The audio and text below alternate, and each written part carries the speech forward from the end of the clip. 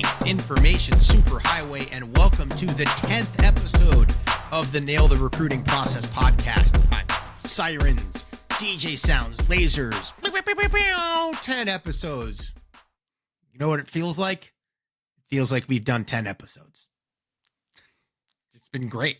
But there's more coming. So just trying to keep it even keel. I will say it has been awesome to hear some of the feedback I've heard, not only from recruits and parents, but also from other members of the coaching community, really giving me some insight as to what I want to do for sort of the next chapter of this podcast. That said, we go a little bit long in this episode, so I'm not going to do too much of an opener, not going to do any questions this week or anything like that. I will instead tell you that this is the last episode of the first half of the first season. I realize that sounds a little bit like a basketball playoff description, but essentially what I'm looking to do here is record another batch of interviews over the next couple of weeks, get some more educational content out there because there's a bunch of players that are going to be finalizing their recruiting processes. So I want to get some content out for them. And then we're going to revisit the podcast with new episodes, likely beginning mid to late September for the second half of the first season.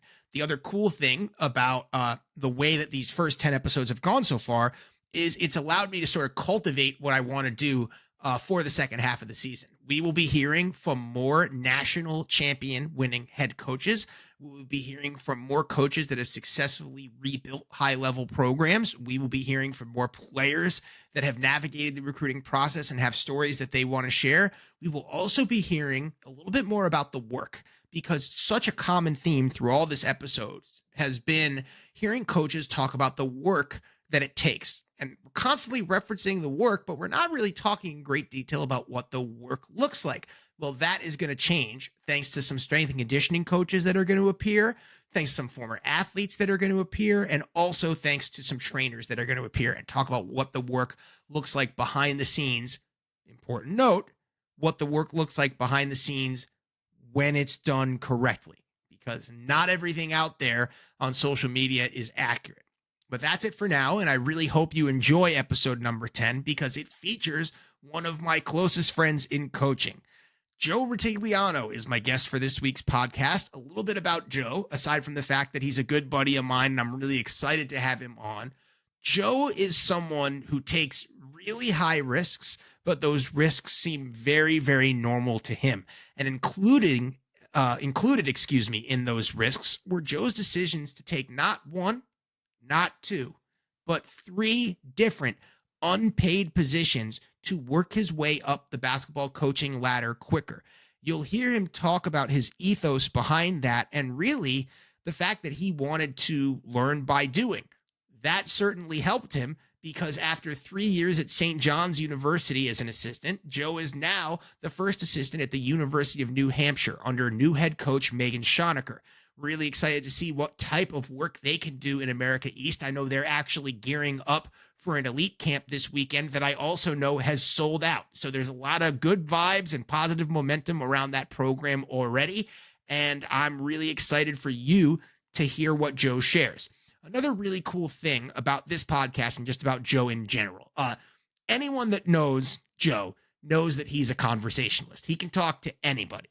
He is high energy, he's extroverted, and he is really, really big on relationships.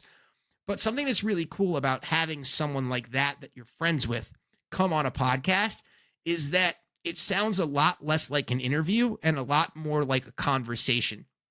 And Joe touches on a lot of things that actually have not been discussed very much about the recruiting process on this podcast. And he does it in a way that you, the listener, are going to really feel like you are in the big boardroom with a couple other coaches talking about how they make recruiting decisions. I think it's a really unique type of insight that will be really, really helpful to those of you listening. This is also just going to be super entertaining. One quick disclaimer. I decided that I couldn't do much about it, but I didn't want to record the interview. But I will tell you in advance that my microphone, there's an error with it the entire podcast. My recording mic, this guy right here, lost power at the start of the interview, and I didn't notice it, and my levels were still coming in.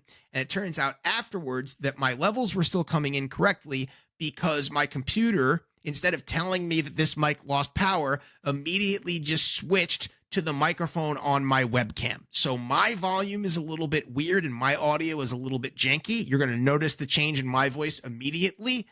But Joe sounds good, and it was a great conversation, so we're keeping it. Plus, who the hell wants to listen to more me? Anyway, people have had enough of me. That said, get ready for a great dose of Joe Rutigliano coming your way right now. I always love having my friends on the podcast. So let me start by saying, how are you, friend? I'm good. I've had a productive day, and I'm feeling more or less like I'm kind of at home in my new place. So it's been really, I feel today's like this is like the last like 6 hours. I've been like, wow, I'm home. I'm home. So it's good. Well, and the fact that we're even doing this from your home indicates that the internet is all set. Yeah, everything's all good. I don't have any issues. I'm very, very excited to be here. Very good. So I've indicated to our listeners in the intro that, you and I talk a lot. And, I think to the average person, you might be thinking to yourself, well, coaches probably just talk about coaching on the basketball court or on the road. It's like, which is mostly true. But, we also talk where real men talk, Joe, which is, Discord chat rooms and PlayStation 5. So I want to start, just so our audience can really get to know Joe Rutigliano, okay? When you and I get to take over Sony San Diego studios, how do we fix pinpoint pitching for MLB The Show 25? What changes do we make to pinpoint pitching? Before we talk about the recruiting stuff, how do we fix pinpoint pitching? Okay, so do you have 25 or no? Or 24, the new one? I do not have 24. I was so mad after 23 that I just switched the game. So they honed it a little bit. Okay. It makes no sense to me that if I throw a perfect pitch, that if the circle, for everybody that's watching and not listening, there's a circle, right? And then the ball's supposed to go somewhere in the circle.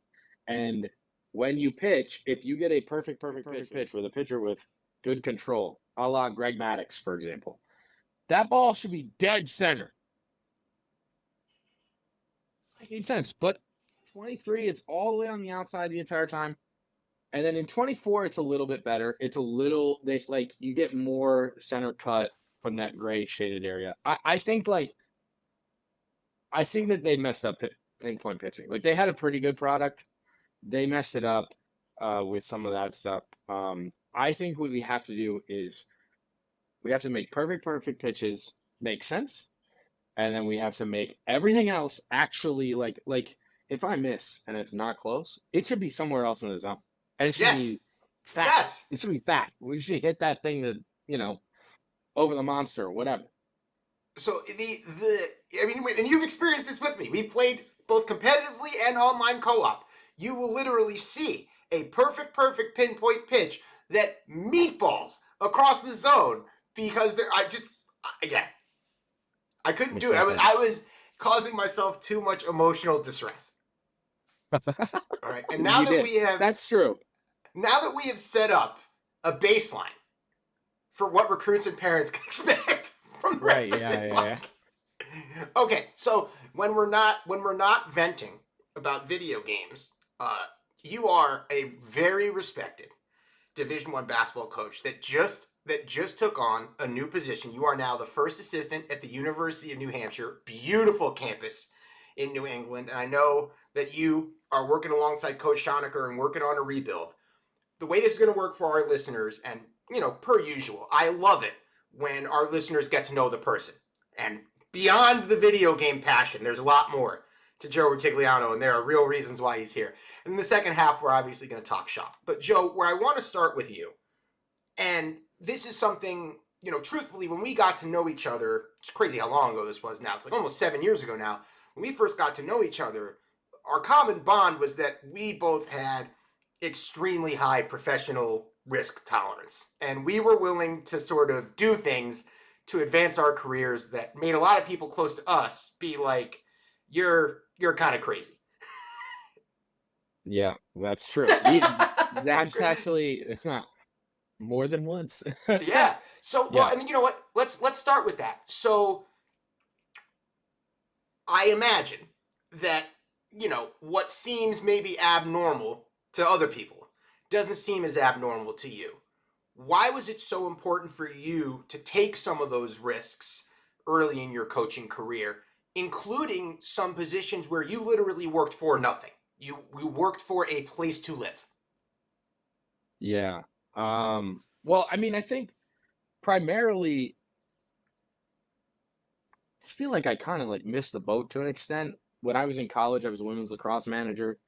And then as I was like trying to figure out what I really wanted to do, like I was like, I wanted to be the play-by-play guy for the New York Yankees. Like that's what I want to do.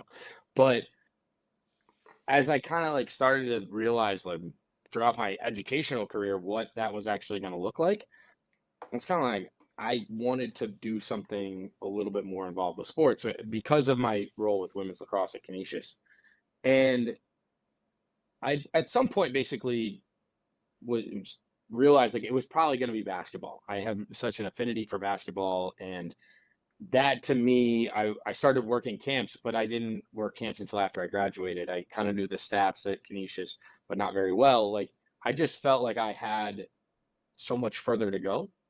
And so I just kind of like I had a conversation with Terry Zay. I won't forget this. I was trying to get in anywhere, and I there was a job that was like floating, and I had a real job, right? I was getting salary, whatever. And Terry Zay said to me, the head coach of Canisius at the time, he says to me, "You have to take the first opportunity that's provided or available to you. Just go." And I was like, "Damn, like I don't know if I can can I make that work?" And then I spent 2 years trying to sort of be still involved with basketball. I was working in ticket sales at the University of Maryland, and like Kyle Hajmowski, who I had worked with at some camps and kept in touch with, called me and just said, "We're gonna have a GA. Like, are you interested?" And again, salary, I was getting commission. I was pretty good at sales at the time, and it was like, yes. And that conversation from TZ kind of rang through, and I'd been a practice player, so he knew me. But Kyle got me the opportunity at St. Francis, PA, to be a grad assistant, at least to just get in the room. It wasn't a done deal or anything. And I worked for Joe Haig and then Susan Robinson Fruntal, and then coming out of that, it was like in my mind, like you come out as a GA, like you're like, all right, I'm gonna be a video coordinator somewhere because I that's what I made my bread on while I was working there is being a video coordinator, basically helping out with scouts, like that kind of stuff. So the next opportunity though was another volunteer spot, and it was an assistant coach. And somebody like Keela Whittington called me into her office, and she was like, "Yeah, like I have a friend that needs a volunteer third assistant." And to me, I heard volunteer, and I was like, oh, "Man, like I just did 2 years of no money. Like, can I make this work?" And she said to me, she was like, "Do you want to be do you want to put film on my computer and cut film and then come run errands, or do you want to matter?" And she's like, "Did you get why'd you get into this? Do you want to coach or not?" And I said, "Well, that's my answer right there." Is the answer was yes, I wanted to coach. Sure. So to me, it was always about what am I going to get out of each opportunity, and then how can I be valuable to whatever program it was. And I'll always have a work ethic that I think when I walk into a room, I'm comfortable saying I work just as hard as everybody in this room. Um, and that sounds like maybe a little arrogant, but I'm confident in the time and the effort that I put in. So when you go to different jobs where you're not making any money, you don't have an option. Like I sat there every single day at Cornell, more pieces of things that people just said be present, because if you're not present and where your feet are, you are not going to get your next job. Gino said it. I would imagine every big coach ever has said it. Susan said it to me. And it was like, take this spot with coaching and recruiting experience that will help me down the road. And Sure. then like COVID hits, and you're sitting there, and like during COVID, like they didn't even think they were going to have volunteers on campus at Cornell. So it just didn't make sense for me to be there anymore. And then they didn't even end up having a season anyway, the Ivy League. So, but I like went home and I was like, I'll help out at a community college or whatever. I don't know what I'll do next, but like it's not working for me to be, at a place where they're not even going to let me come. So I'm just going to be spending money. I'll just go back to my parents. And while I was there, you know, I got another opportunity to be a volunteer at Louisville. And again, it was like, look at you. Like my parents fortunately didn't look at me sideways, but call from a professor and a mentor of mine that I care very much about, and she cares about me, and her daughters both played college basketball. And she was like, "Why are you taking another job that doesn't pay you any money?" Right. And I was like, "It's gonna be fine. Like, this is the one where I go there and I work hard, and I just, I'm not perfect, but if I work hard and do the things that I'm supposed to do and be like somebody that people can get along with, I'll get another job, and this one will pay money." And that to me was like, that was in my head, like, that's how I justified not me. Let me ask you this, because I think this is so important based on what you just said. You know now what you know. You Yeah, parlayed those experiences into, a basketball Power Five, maybe not a football Power Five, but a basketball Power Five job. sure. And now you're a Yep. first assistant at a rebuild at UNH, which is, your growth target based on your own goals. So I guess my direct question for you is, does this Joe exist without the high risk Joe that did all these things? Ooh, probably no way. Yeah, definitely Well, not. Yeah, I there's no figured way. I figured it was gonna be something like that. Yeah, Yeah. yeah. I mean, to have to take a certain amount of time and effort to invest in yourself, Sure. and however you choose to do that. Some people read, things that will help build their arsenal to manage certain situations or whatever. Like for me, my investment was like I needed real life experience, doing um doing the job other places. And I think like I learned this very early. When I was 18, or I guess I was 19. When I was a freshman in college, I had a it sounds like this was the turning point of me being like, I just got to go for it. Sure. And I was sitting there and I did a story on a Canisius Hall of Famer, Mike Smrek, who played for the Lakers and a number of other teams, but he was a champion, NBA champion with the Lakers in the 80s. And he was Kareem Abdul-Jabbar's backup. And so I had Professor Tim Graham, formerly of ESPN, Buffalo News guy, who basically was just like in class said, make the phone call and ask. And I just Googled, Kareem's offices, and I called and I, left them a message, and they called me back, and they were like, they misheard me. I told them the new name, and the woman's like, hold on one second. And all of a sudden she's like, are you ready? I was like, yeah, okay, sure. And then I all of a sudden just had like the coolest experience of my life at that point, having an interview with Kareem Abdul-Jabbar over the phone. And it taught me right away, just like, who cares? Just do that thing that you see as high risk, high reward. If there's no real like fall off point. Sure. Now, there are caveats to that professionally speaking, but that's where my brain went, boom. Look at what happens when you try.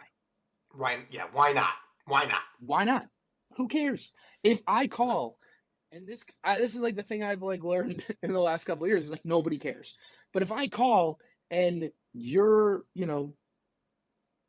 for example, would not take my call, and Pat Riley's like administrative assistant, she was like, "No, it can't happen." I called for weeks, and you know what? That assistant doesn't remember me. Who cares? It's not embarrassing. It's just it didn't work out. But like I just called and called and called. but I got Kareem. I was actually 1 for 3. I reached out to Magic Johnson, but that didn't happen. But you know what I mean? Like you know what I mean? Like I was 1 for 3 Hall of Famers.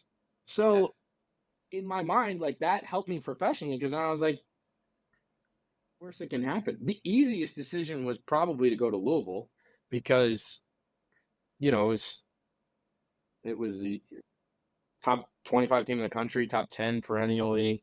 Obviously, Coach Walls is like just infinitely smarter basketball wise than most people that you'll meet, in this business, and the whole staff is just professionals, and getting there and learning, getting that experience to work with those people. That's like the easiest risk out of all of them. Like the hardest risk was probably the Cornell job because I was just like, I don't know what's next. I hadn't figured it out yet. Right. By the time I got to Louisville, I was like, work for free again? Yeah, I could do that. I'll make it work. Well, so an interesting thing happens because I met you as you started at Cornell. You continue building up your professional network, and we'll talk about relationships and networking a little bit more later. But one person you meet is Megan Schonecker, and you continue going on your professional journey. You have an extremely successful stint at St. John's after Louisville, get a W in the NCAA tournament, have another postseason appearance after the NCAA tournament, and now Coach Schonecker wants you to basically be her right-hand man at UNH. Why is this the right time in your journey, and why UNH, why Coach Schonecker right now? Yeah, I mean, so Coach was an assistant when I was a practice player in college. We're probably born maybe 30 minutes apart, geographically. So we grew up in the same area. We have a lot in common, which helps. She's young and she has great vision. From the first conversation we had with her, or that I had with her, in my mind, it was like, I was like, yeah, I can see where this can go. Like she didn't have to like sell me that hard in that sense, like, because of the way that she pitched her vision. I think New Hampshire's got incredible potential. And that's the thing to me is like, if I want to be a head coach one day, I need to be a part of what it looks like when you're coming in and you're taking over a program. I haven't really done that yet. And I wasn't, like when you think about the time at St. John's, like I wasn't really looking to leave, but I was like in this particular situation, the way that your brain like kind of justifies certain things that you can, learn from each situation in terms of growth, like this made sense. And, like I think it's a new challenge for me. And it's the right kind of person because I didn't want to work for somebody that I didn't at the time. Like I wanted to work for somebody I kind of knew, at least knew of well enough or knew well enough. It's kind of hard because, I'd gotten to know Joe Tartamello really well at St. John's, and like he'd become somebody that I was really comfortable working with. And you don't want to leave and then be like, dang, I really miss it. You know what I mean? Like I do, Yeah. what I mean? Now that I don't, I missed all the places to an extent because of people. But I wanted to be sure I wasn't like, man, like I had it pretty good with my old boss. I don't want to leave for somebody that I have no idea what to expect. And that was a big thing for me is like, as I'm going through this growth process, I wanted to go through this growth process with somebody else that kind of knew who I was and understood me on a more personal level. And so, this part of going through that growth process is helpful because she gets me and, she's known me for a long time. So, she knows that I'm only trying to be my best self for her more than anything. Something that's really interesting about what you just said, big picture, and we know each other, and for the listeners, when we talk behind the scenes, I'm not interviewing Joe. We talk about every aspect of our life. So this is something, as following the journey I've been on, but also knowing as many coaches as we both know, this will be episode 10 of the podcast, Joe, and you're now the 6th coach that's come on this podcast and basically explained that they took a move that maybe the untrained eye or the less knowledgeable person would think is a backwards, quote unquote, or lateral thing, but they did it for their own growth. And I mean, we have coaches that moved from, a D1 down. We have coaches that move from, a high major to a mid major or a low major. We have coaches that move from head coach to assistant. And, every single person I've talked to has said what you said, Joe, which is we're doing this in the name of growth. And something that I love about you, and again, we know this about each other, something that influences people like us to make decisions like that is our other people that we have relationships with. So you know this about me. I love Buffalo, New York, as you know, but I don't know if I return to Buffalo if it's not for Sahar. And, Sahar calls me up while I'm literally, I don't know how many listeners even know this. My first call from Sahar being like, I think this is about to happen. I was in a hotel room with an on-campus interview to be a D3 head coach the next day. That's right. Yes. So these are the types of things that happen in our world where we have opportunities for growth, and a lot of times we put our growth and our goals and our people as the number one way to measure fit. And I say all of this, Joe, because, despite all my energy, I'm actually introverted. You are a go, go, go, extroverted relationship person. And I know that your connectedness has really helped you in these situations because other people are now also invested in your growth. So now take that ethos. How does that impact the way that you recruit people? Well, I think that for one, I had like a moment where I didn't, there are days, there are a lot of days, not as many as probably everybody knows, but there are some days where you sit there, you roll out of bed, it might be 6 o'clock in the morning, 7, 8, whatever it is, and your body's tired, it's January, and you are like, you stare at the mirror. It's probably a Sunday morning too. It's always a Saturday or a Sunday when my fiance is like, yeah, I just had 48 hours off. What are you doing? You know what I mean? Like, you stare in the mirror and you're like, an 8-hour scout is on the way, honey. Yeah. Or it's like, you come home from practice and, in the last couple of years in New York City, like coming home like 5 to 5:30 or 6 to whatever it is, and then immediately turning around and watching film in like the living room, like the couch, and my fiance behind me, like for hours, right? Or making phone calls or whatever it is. And I think there are some days where you look at yourself in the mirror and you're like, whew, like I'm getting the most out of these miles. Right. Like this is not like for the weary. And I had somebody say to me one time that they talk about the journey that I've been on, and they tell other people about, like, you want to make it work in this business. This is what you got to do. This is what this guy did. Right. And it was the first I heard that in the last year. That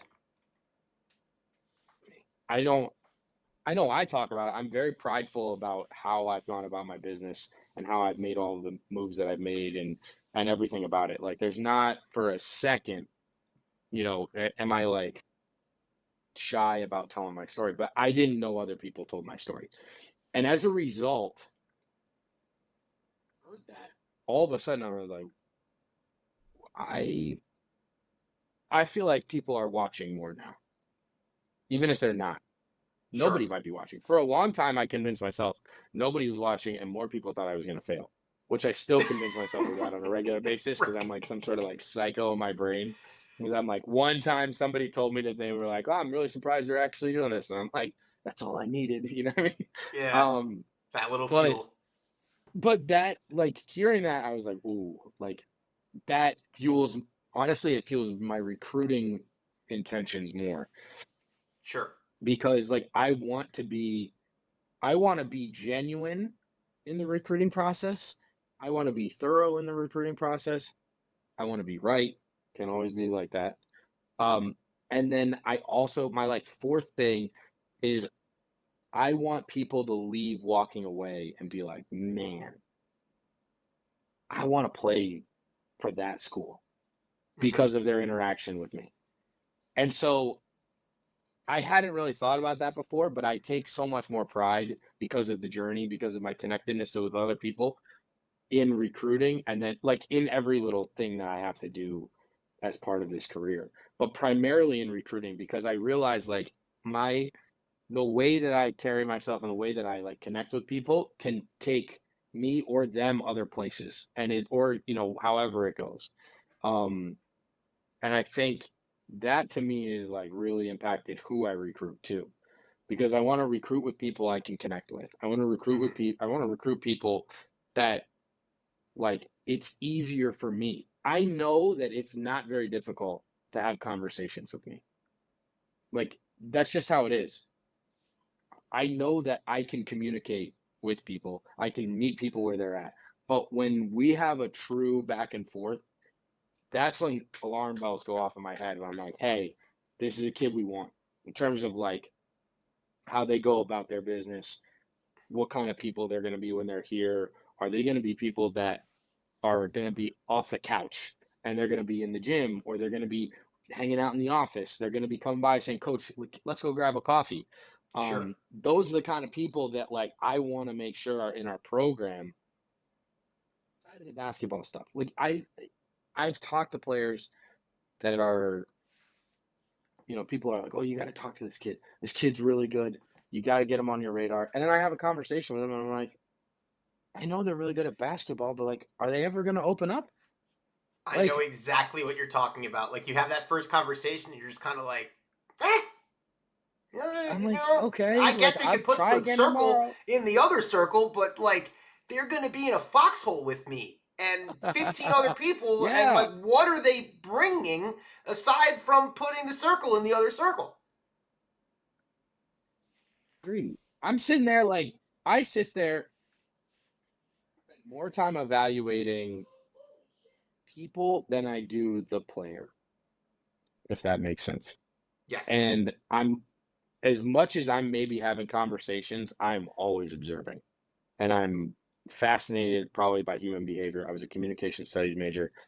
Like I got early into that in college where I was really just studying like body language, studying communication methods, how people talk to each other, what the phrasing is that they use. Like I'm reading into all of it, which is also like something I reflect on, and sometimes I need to like maybe think about maybe things are just what they are, right? Mm-hmm. There's always like times where that would can, especially in the recruiting process. But that's the thing for me is I'm I'm going to essentially use who I know to understand everybody. So it could be coaches at the college level, AAU coaches, high school coaches, parents, and then the players themselves. I do my homework as much as possible on everybody. This is really good. This is a good place to segue, I think, into the educational recruiting component of the conversation because Sure. you just said something really important, which is the thoroughness with which we recruit people. And it's funny, the other thing you said, which really resonated with me, is like, I want to be right. I know it doesn't always work like that, but I want to be right. And what I think that maybe the average listener doesn't understand is like, I don't get a crack at being an associate head coach. I don't get a crack at being a first assistant at the D1 program, nor does Joe get these promotions that he gets unless we're right when we recruit. Like we have to have, stealing another MLB The Show reference, we have to have a good on base percentage with Yeah. Oh with yeah. with recruiting. And, Joe, you, especially when I was in, some a health situation when I couldn't be podcasting, you knew what was Sure. going on behind the scenes, and you knew I was working on the recruiting book and that this stuff was coming. And I interviewed you for the book, and you have a quote that is literally on the first page of the book. And because I'm me, The professional thing to do would be to have the book right here and read the quote. But since I don't have that, I'm going to paraphrase the quote, Sure. which is, you basically have said this to a number of people, but it starts the book, which is, for most people that have led a normal childhood, selecting the correct college is the hardest decision they will make to that point. And what most recruits and their families don't understand is you're now making that decision twice. You have to find the correct team and coaching staff for you, which takes just as much work, and you have to find the correct college. And when people mess this up, they essentially do one or the other, but they don't do both. So here is my first one for you, because I think this will set the table for the rest of our conversation with recruits and their parents. When this goes wrong, because you've seen it go wrong, when this goes wrong, what parts of this process are recruits and their families not taking seriously enough? Well, I think that I would say it probably comes more from a lack of honesty or planning. Mm. And I think those two are married. And I guess I can explain that. So in terms of honesty, I think that there's honesty with everybody, whether it's yourself, your AAU coach or high school coach, whoever is the basketball person that kind of has the pulse of what's going on, your parents, and then the coaches recruiting you, right? Right. And I say yourself. The yourself is like the big one, right? When you as an athlete are going through the process, you have to know what you want. And it happens fast too. Like some kids, you'll see it like overnight, like they've got 2, 3 offers and are low level, and then all of a sudden, poof, like they've got everybody in their region that's offered them, and a random school in Texas or Florida that's also offered. And now all of a sudden you've got all these choices, right? Have to find what you want. If it's the Right. best basketball possible, then that's fine. But that's got to be a part of your conversations with everyone, Right. right? And equally, that goes along with planning, right? So if you're playing well and you're having the right conversations with adults who have no agenda and are unbiased about how they want to push young adults and young women specifically in my particular instance, or young people in general, right? Want to push them into the world. If you're managing that with adults who understand the landscape and also don't care where you go, Right. those adults are able to help walk you through like what that part of the planning process works, and it can be realistic, right?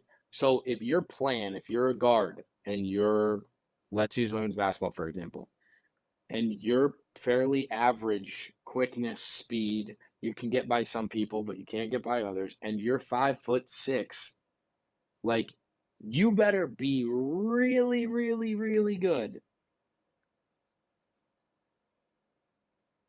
Whether it's defense, somehow you're really good at defense, or you can shoot from anywhere on the floor. You have to be understanding that like there's a level for you. Right. There's nothing wrong with it. There's a level for you.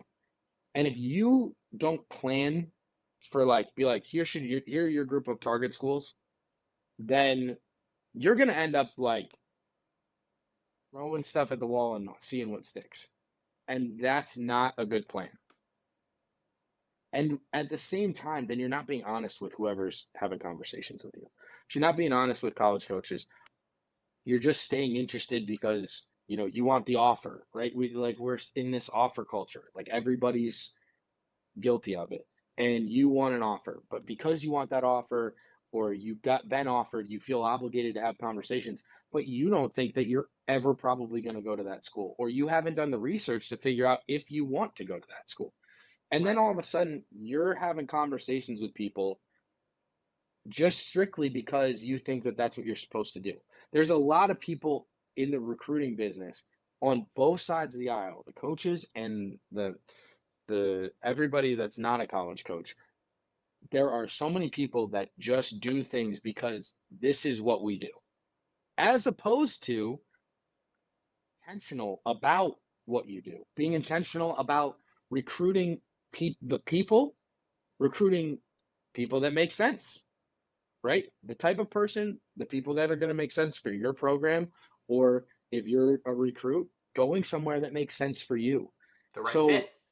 the The right right fit. fit matters. And if you don't have a plan for that because you're being recruited by everyone, whether that's everybody that plays at Power Five level, or everybody that plays at the Patriot League America East, or everybody that's in Division Two or Division Three in the Northeast or Pennsylvania or whatever.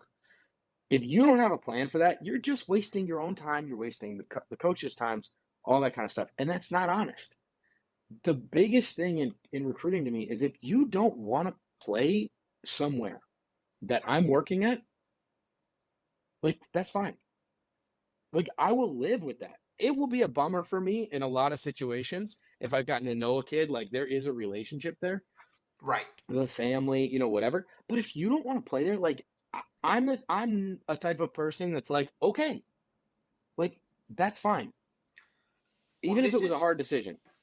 Well, this is also something that we've talked about a ton, and something else that made it into the recruiting guide, which is this strategy of re-recruiting. Like what parents and kids don't understand, Joe, is that we are so confident now that the average kid doesn't do the homework and doesn't do the self-reflection. We're so confident in that we just keep the good relationship going because we assume that they're going to transfer because they didn't do the homework and they're going to go Bounce somewhere. back. They're going to be unhappy, so we re-recruit, which is like, and by the way, before, because I can imagine a parent listening to that and being like, well, that's cynical.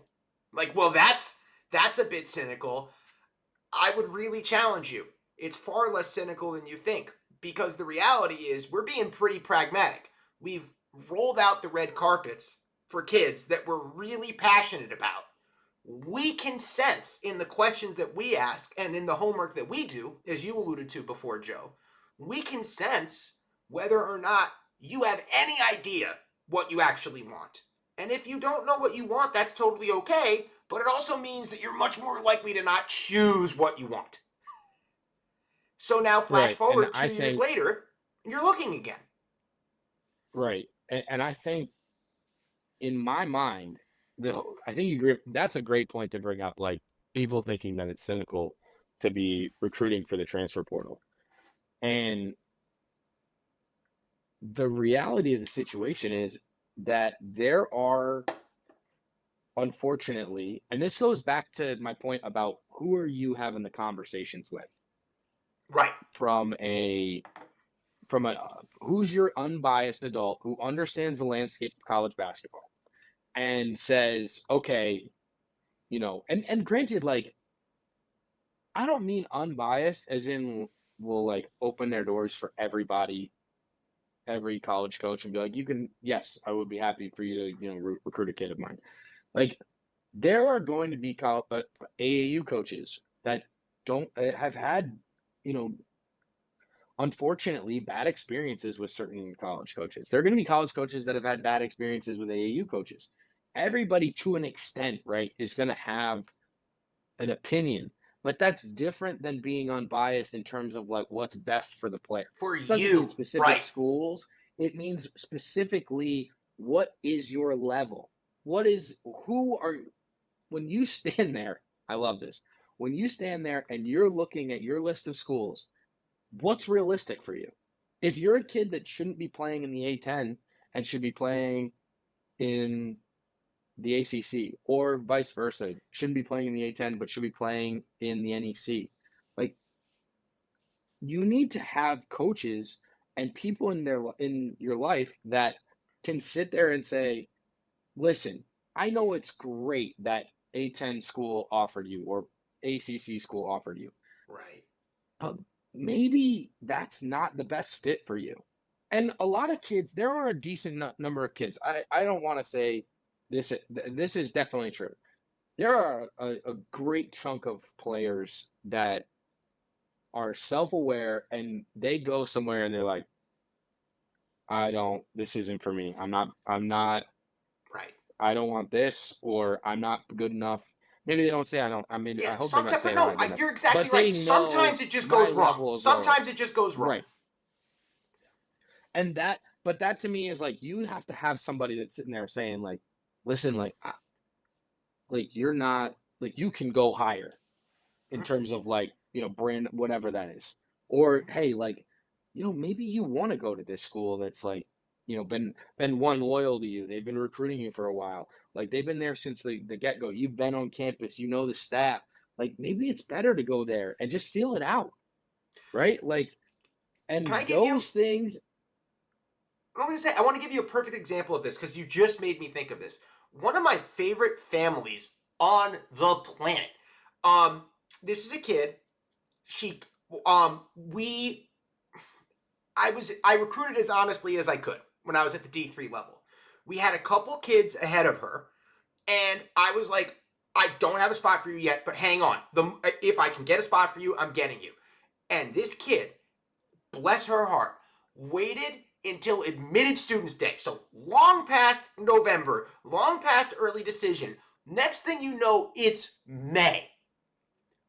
We have a spot. We have a spot that opens up in May, and I'm literally the second the spot opens up, I'm like not even sad. I'm like I cannot wait to tell this kid and her family that she's on the team. They were so stoked. She comes, she plays for me. She's like the most popular kid on the team. Flash forward, it's fall of her sophomore year, and she comes into the office and she goes, "I can't play anymore.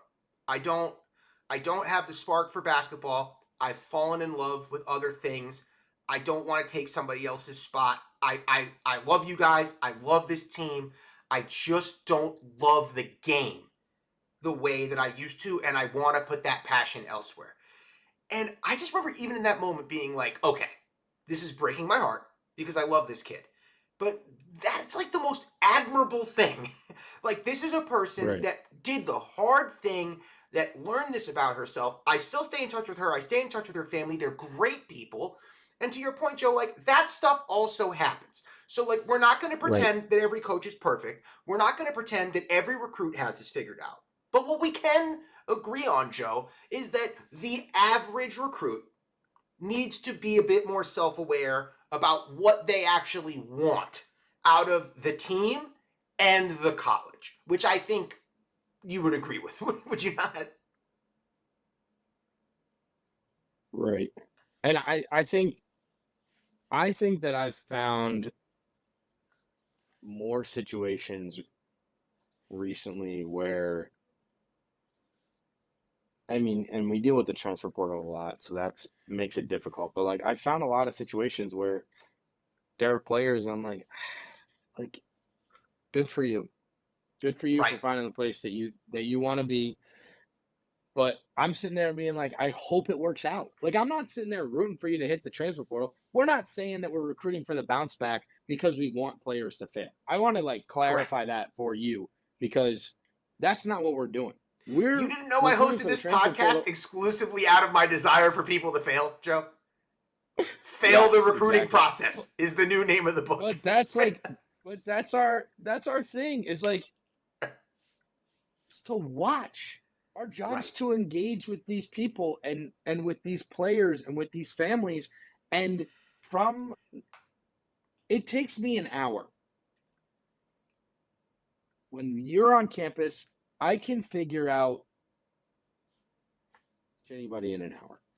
When we're trying to really get to know you, because it's like it's intense, it's fast. We're asking all sorts of questions.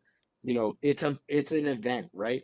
And so like it doesn't take that much. And it's not like rocket science. Everybody in this profession can do it because we do it all the time. So you get to a certain point where if I'm humming and on about like player not skill wise, but the type of like person you're gonna be when you're here, or whether or not like you're really just in this because you want this level, or you want a higher level and you're just like biding your time. Like if I'm humming and hawing about that, I'm like my gut's probably right. So Bingo. That's what the experience you know brings what I us. mean? Yeah, and that at the time, like that's what That's, by people the I way, think that's the struggle with. safest response you could have given. Just your body But that's language like, and the like, yes, yes, that's actually. yeah, yeah, that's it. That's what I got. But that's it. You know what I mean? So sometimes that everybody involved thinks that college coaches have an agenda. And I think there are college coaches with agendas sometimes. But this college coach has an agenda and is honest about what the agenda is. Right. There's no secrets. Like there's no reason for me to be, I don't know, dishonest, or there's no reason for me to sit there and be like, no, no, no, no, like this is gonna work out really well. Like you're gonna be great here. Like, no, I'm gonna sit here and be like, here's where your shortcomings are. Here's where you're really good. Here's where we need you to be. And then like, welcome to the family or not. Like, but that's it. Like it's over with. Like there have been multiple high school players that have come on visits, and I walk around and I leave the visit and I'm like, Not it. definitely not. Not it. This is not it. It's not a good fit. I got weird vibes. It doesn't mean they're a bad kid. It's just that I'm sitting there. I'm like, I don't think this type of person is gonna fit in well with our group or whatever it is, or the level of play. I don't know. Then there's other times where you leave the visit and you're like, yeah, like that's what we want. Like that's the vibes are exactly right. Sorry, you excited me so much that I smashed my microphone. I apologize for that sound that just transpired. But you just said something that's really important to me. Because you know, in a very weird way, preparing for an interview podcast with you is the most challenging one because what haven't we already talked about, right? Like, That's fair. so in preparing for this, Joe, I went back and I looked at some of the interview notes for the book, and there was one thing that stood out to me, and I remember as I was getting the data back, I remember calling you and being like, dude, there's one thing that like you answered this and you were like, I think this makes me crazy. And then I got the rest of the data back and I was like, we're on to something. Like this is going to be a really big deal. So I want to paint this picture for the audience because they've never heard this data point before. You were one of the first people that answered me. So the question I asked you, which was taken directly from a Simon Sinek Leadership Summit presentation, which was basically, I'm going to give you a scale of 1 to 10. Just talking total talent here. A 10 out of 10 is this kid is an All-American at your level. And a 1 out of 10 is you cannot put her on the floor or him on the floor because we talk to men's coaches too. Like this kid is a liability if you put him on the floor. If you knew that this kid was going to be a 10 out of 10 attitude, so a kid that you just described in that last explanation as like the high school kid that leaves campus and you're like, that's the one. A 10 out of 10 attitude kid. What's the lowest talent threshold for that kid? And you answered 5 out of 10. And I remember saying to you when you answered 5 out of 10, you're going to be the only D1 coach that answers that, and that's why I love you. So, spoiler alert, you weren't. You were not. The average response from both D1 and D3 coaches to that question was a 5 out of 10. And you and I can sit here on this podcast, hand to God, and be like, there are 10 out of 10 talent kids who we have met and we have talked to, and we have been like, absolutely not, you're going to torpedo our team. So my question for you, my question for you now is, now that we have that data, and now that we know that these high attitude glue kids are so valued by everyone at every level, I want to give you a stab at why. Why do you think those high attitude players are so valued? And I ask you this specifically because there's probably some kid listening to this that doesn't have every single skill down, but could win over a coaching staff with a 10 out of 10 attitude. Yeah, I mean, I certainly think that like the glue is more important when you're constructing a team. Let's say you have 12 or 15 players or whatever. The glue is going to be what keeps it together.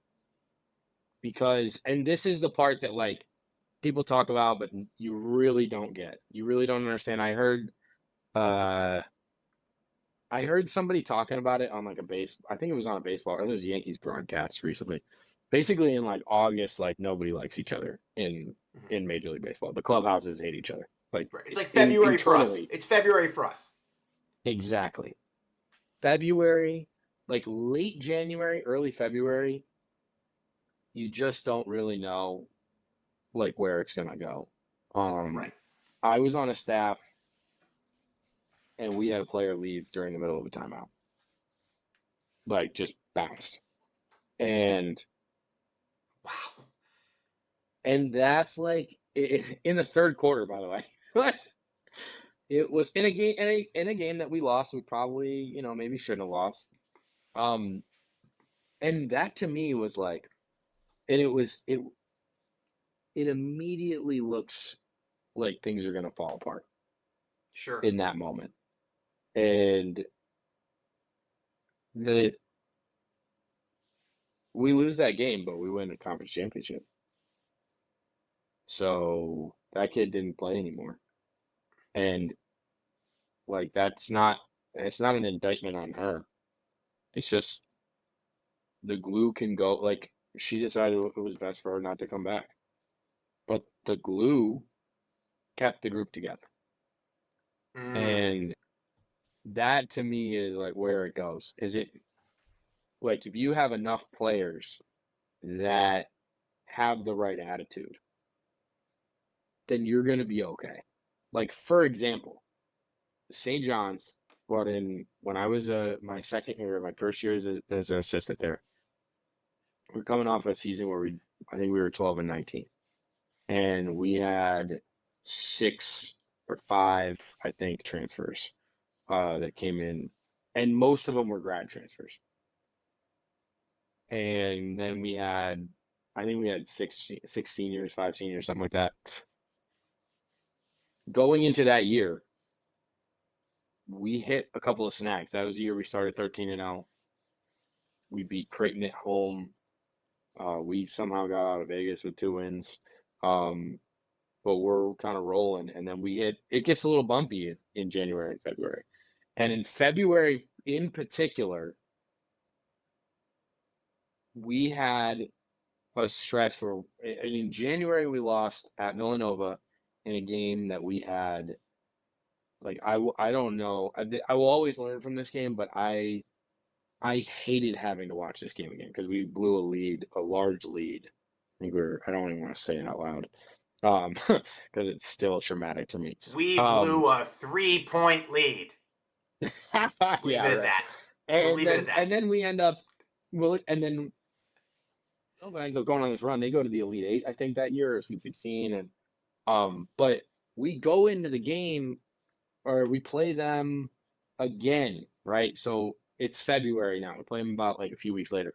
We lose to them at home. Then we go on the road and we lose to Marquette. And those are 2 games where you're sitting there and we know where our net is. We know that we're kind of in some trouble. And Sure. we're starting to fall on the bad side of the bubble. The part of the bubble that pops, I think is what they call it. And we go up to Marquette and we lose on the road and it's ugly. It's by far probably the worst game that we played as a group all season. Okay. And we came home and Joe T gives a Sunday off, which I was like, in hindsight, I was sitting there, or in the moment, I was like, I cannot believe we have UConn on Tuesday, and I was just like, you know what? He was like, yeah, I'm gonna give him off, and I was like, maybe he's right, like maybe they just need this time off, and in that 48 hours of off day, like leave for Connecticut, Hartford, practice there, and then we played on Tuesday. Like whatever happened there in those 48 hours, the glue stuck. Because we had a Mm. real chance that like you're staring at the number 4 team in the country. The glue stuck together. And we had players that all understood the goal and that's what they wanted to do. Like Mimi Reed, our point guard, she gave us maybe like 4 or 5 points a game at most. But she was our point guard. and she like kept the group general. together. She wasn't always on the floor, but she was like the general. She held that thing together along with other players. It wasn't just her, but that's when I like look back at players that maybe don't do so many other things, right? Like she didn't, like I said, she didn't score a lot of points, but without her on the floor in some of those situations that we struggled, right? Um, and then we had people that did score a lot that were also glue players. And we had like Raven Peoples was a stalwart defensively down the stretch for us that whole season, but especially in that UConn game. And Raven, I think Raven might have had 4 points that game, but she played such important defense, and she was glue there. And Raven was always like this. Raven rarely got too low. She would get a little bit high, but she rarely got very low. And Raven was right across. And those players, like, I would take that any day. Like, they have to be able to play at the level, but in terms of like, and I'm not saying that Raven or Mimi, because I've said their names, I'm not saying that they're fives in skill. I'm not saying that. But in terms of like what their point, distribution was, it wasn't 10 points a game even. But they were so important to the success of the team that's what players have to understand, is that if you can do the other stuff and you have the right attitude, everybody sticks together. And that's what you need, is you need more people that stick together and understand what the greater goal is. Because you're going to get bogged down in the third quarter of a game against, you name the school in January. The other team goes on a run and you may forget, like, hey, our goal is to win a conference championship, or our goal is to get a bid in the NCAA tournament. Like, and it's right there for us, but we have to play at higher level here. Like, we were in a dogfight with Butler that year, and we end up winning by 3, but boy, did we almost not win. And so, like, but that game, like, the glue kept it together, because we lose that game, like, you're probably not getting into the NCAA tournament. And then, like I said, like, the culmination of the ultimate glue game for me ever is beating UConn on the road, because we had just gotten thoroughly beaten at Marquette. Like, it wasn't fun. And we came home and we were like, oh man, like, we gotta go on a little bit of a run here. Like, hopefully we can beat UConn. I mean, hopefully, honestly, wasn't even in my brain. I was like, hopefully we just play well against UConn, and then we beat Georgetown, we beat Providence, and then we win a game, maybe 2 games in the conference tournament. But I was like, it's not on your to-do list is beat UConn. So, but the glue did all that in my mind. I love this. And this is actually a good way to kind of wrap it, because our conversation has taken us through most of the things I want to talk about, except for one. Another thing we've talked about a lot, just with high attitude kids, is those tend to be the kids you could teach the most. And there's one more misunderstanding that I want to address with players and parents, specifically when it comes to teaching the game. One of the things you and I talk about the most when we're just kind of, behind the scenes chit-chatting in whatever the capacity is, whenever it is during the year, is the total misunderstanding between what a typical high school kid thinks the work at the collegiate level is going to look like and what the work at the collegiate level actually looks like. You have done one-on-one drill and skill work. So what the kids would refer to as extra work or getting in the gym with the coach. You've done that with pros, and you've done it with, I don't want to say bottom of the barrel, but like the 12th kid on the team who still has a role and is still valuable and is trying to get that work in. But what all these kids have in common is that they're bored with it. Every single kid thinks the work that we're going to be doing with them looks way more exciting than it actually does. So can you speak to, and I mean this in the most endearing way possible, but can you speak to how boring a one-on-one workout at the collegiate level is and why it is so important that it's that boring? Yeah, I mean, by the way, that I'm using the word boring tongue-in-cheek, so we'll start there. Yeah. I think that a lot of videos online, people trying to set themselves apart as trainers, as coaches, as whatever. And by setting themselves apart, they do it in a way that is trying to create more complicated things for Right. players to be trying out, right? I don't want you to do complicated things as a player. Like, I want you to do simple things. I want you to do things that are out of our offense. I want you to do things that are um, quick. Like I think that one of the biggest misconceptions is like you aren't gonna have somebody one on one. This is not AAU. Like in a lot of, and I don't mean that to say everybody in AAU has this experience, but if you're in AAU and you can take your player one on one to the basket and there's no help side there, like Right. that's not what happens. Like we don't do that at this level. If Right. there's nobody there, and it's happened, trust me, it'll happen. But like once maybe in a whole season is when it should happen. But if you're able to take your player and go one on one and go by them, and there is nobody there to protect the rim, then you're not practicing what's going to happen at the next level. So too often do I see players come to the next level and take 3, 4, 5 dribbles trying to get by somebody, which is also not really realistic. And then they get into the teeth of the defense and they don't have a plan. They don't know where the other players are on the floor, where they should be on the floor. So they don't know where to look. They're not playing off of 2 feet. All of these things are really simple things that we work on a regular basis. Post players, like, I'm going to speak directly to post players. I'm sorry, it's not glamorous. But let me tell you something. You don't have time to be facing up, jab step, couple dribbles, step back, spin move. Like, if it's not swift, you're getting doubled.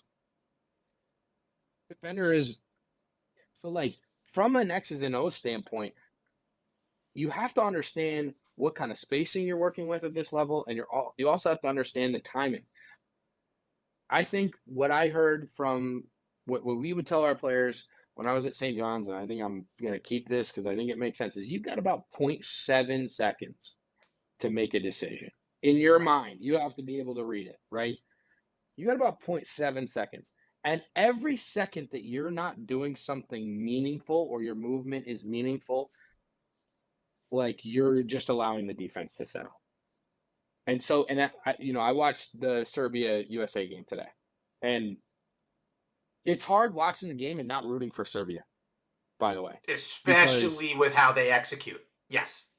it's so fun. It's so fun. Like that's what I want to watch. Like it was incredible for the United States to come back, and it's like obviously you're sitting here and I'm like, of course they came back. They should have come back. They never should have been down to begin with. But you watch, nobody has to play defense like that because they move the ball so well. They get into the teeth, then they kick it. They make so many extra passes. Like that's what we're doing at this level to an extent. So, like you have to understand the style of play in order to practice when you're at home, when you're not with us, in order to prepare yourself. And that's at the end of the day, that's why it seems boring, is because like we're not playing an individual game. This is not for scholarships. This is not for getting drafted. Like if you want to be very good and you want to have a professional career potentially, because there's opportunities for everybody. Doesn't matter what level you're at. You could be a Division III player, NAIA, junior college, all the way up, obviously, to the highest level of Division I. There's an opportunity for you to play professional basketball. I don't know how much it'll pay. There's an opportunity for you. You don't get opportunities nearly as much unless you win. And you can't win by yourself. And because you can't win by yourself, you need to have skills that translate to half-court offense or transition offense or even defense. And all of that stuff is simple because you don't have that many seconds to be able to make your move. You identify your role, you train for your role, then you grow and expand your role. And I think that's honestly, I love what you just said. Last question I'll ask you. It's easy in one way because it doesn't require you to be a basketball philosopher. Um, Ah, New digs at UNH. Obviously, yep. it's year one, which is always wild for a new staff. But if you have an opportunity to just be the UNH brand ambassador for a moment, what can we Oh, expect from the Wildcats this year? well, I hope that what you can expect from the Wildcats is a surprise. I think that we have a glue loaded roster of players that I hope and expect to stick together because we have a lot of skill. Um, and I think that this team's going to be gritty, and this team is going to be a team that's going to fight and not go away. And I think this team down the stretch is going to be somebody you don't want to play. That's my hope, Well, anyway. I respect that. If you've learned anything this podcast, you have learned how important it is that we fix pinpoint pitching. Well, this is true. That- Also, I I just before we like shut it down, I do want to say like I'd be remiss if I came on here and I didn't say that the most important thing in recruiting to me, if you're a player, is you have to recruit the coaching staff. If you don't recruit me, that if I call you and we offer you a scholarship or whatever, recruit me too. You need to convince me.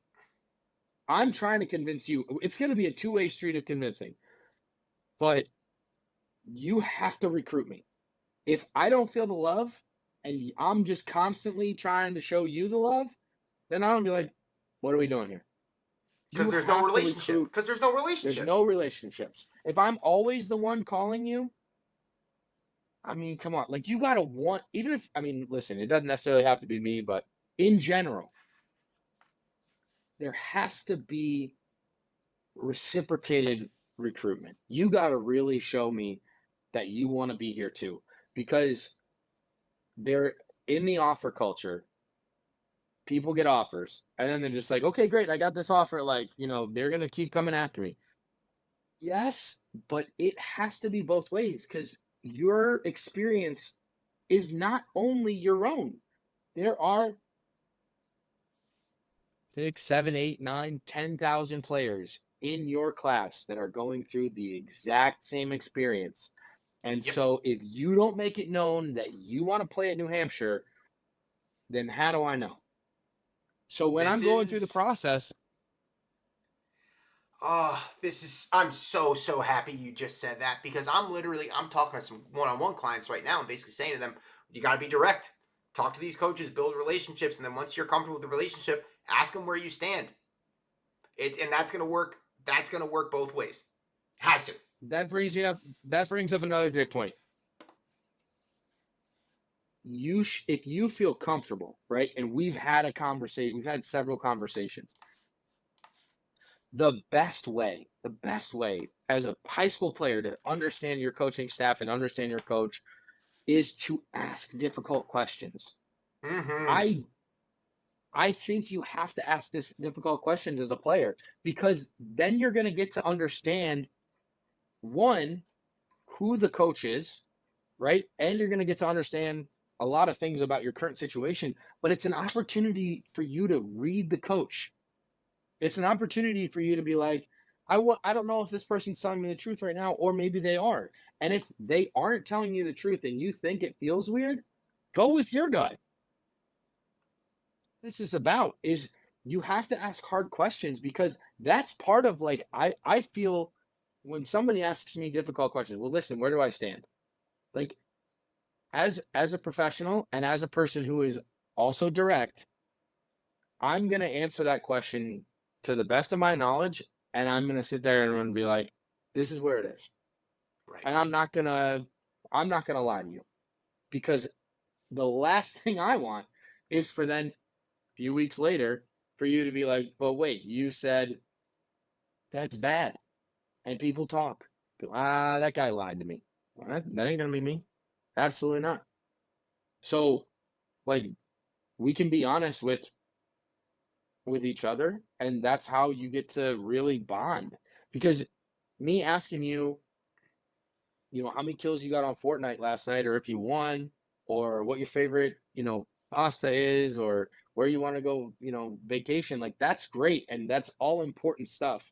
But we don't really get an opportunity to like really have conversations if you're not, right. If you as the recruit are really not showing me that you want to be here, and that like you're asking me the questions that are like, hey, like I think this might be for me, like, real. And that's where you have to find out. And you've used this word a couple times in the podcast, and I think it's great to bring it full circle. It's intentional. The work is intentional. The conversations are intentional. Finding your fit takes intentional work. It's intentional. It's a buzzword now. It really is. And also, like, our players are, oh man, they'll laugh about it because we use intentional all the time. We want them to communicate intentionally, like on the floor, off the floor, whatever it is. But I realize that now I'm using it all the time. Okay. But it's serious. Well, like, if you're not intentional, then like, what are we doing? You're just doing stuff to do stuff? I'm not here for that. Listen, intentional is a way better buzzword than artisan, okay? At least I can rock with intentional, and I understand what, like an artisan didn't make me this coffee, but someone may have been intentional in the way that they measured the coffee and put it in the brewer and, fueled me to change, 7 diapers today. So, yeah, it's fine. Listen, friend, aside from just saying thank you, because this was awesome, may you now, at the end of this podcast, enjoy all the wonderful things as a New Hampshirean that you can. May you stop at Cumberland Farms a number of times. May you enjoy Portsmouth. May you, check out Lake Winnipesaukee, and, may you take a coal train up Mount Washington. Yes. Bonus points if you do all of those things this weekend somehow, by the way. So I've been up to Ossipee Lake, which is by Winnipesaukee, but it's like it's not as popular, I suppose. Mm-hmm. But it was beautiful. Well, by the way, little fun fact for you: Ossipee Lake in New Hampshire has a very soft, like sandy bottom, and that's because the Ossipees had an active volcano 65 million years ago. That was right there. Dude. So kind of cool. Kind of a little cool tidbit about. I think New the Hampshire next time, I think when you come back for season 2, Joe, instead of answering anything substantial, I'm literally just gonna make you state everything you've learned about New Hampshire. It'll be a great time. It'll be a great time. All right, listen, I'm starting to make a list now. All right. Always a pleasure, my guy. Thank you so much again for coming through. This was great, Joe. That's going to do it for another episode of the Nail the Recruiting Process podcast. Thanks again for tuning in. I hope you got something out of today's podcast. If you'd like to learn more about anything related to Nail the Recruiting Process, the book, my work, maybe wanting to work with me one-on-one, anything under the sun, you're going to visit www.nailtherecruitingprocess.com. If you'd like to follow me on social media, you can follow me at Nail the Recruiting Process on Instagram or at Jared the Coach on Twitter and TikTok. Both of those handles are just one word, no characters, no spaces. If you'd like to ask something of me directly, if you'd like a question that maybe you want answered on a future podcast, or if you have an idea for something we should talk about in a future episode, please reach out to me via email. I would love to hear from you. My email address is recruitinggear@gmail.com. That's the word recruiting, then the word gear combined. recruitinggear@gmail.com. Thanks again for listening, and we hope to catch you next time.